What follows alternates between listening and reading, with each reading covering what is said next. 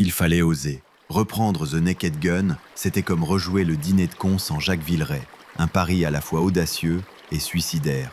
Akiva Schaffer, qu'on connaît pour ses délires absurdes, Hot Rod, Chip and Dale, s'y attaque avec un mélange de vénération pour l'original et une envie manifeste de pousser le gag jusqu'à l'explosion.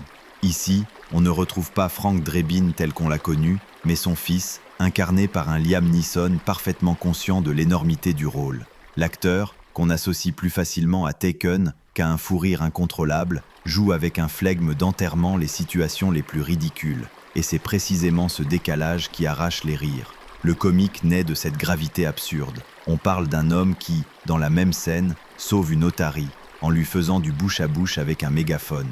La mise en scène est une orgie de gags visuels, d'objets qui explosent sans raison, de cascades qui tiennent du cartoon et de dialogues qui semblent écrits sous hélium.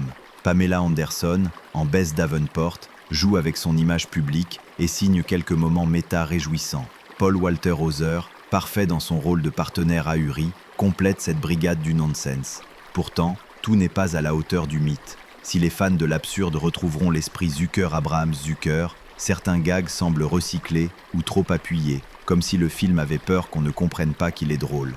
Et à vouloir tout parodier, du film catastrophe à Mission Impossible, Schaffer finit parfois par se disperser.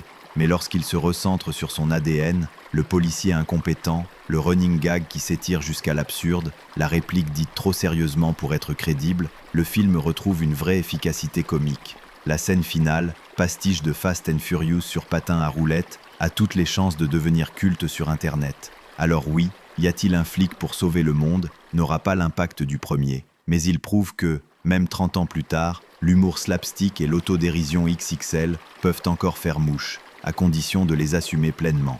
Note 13/20.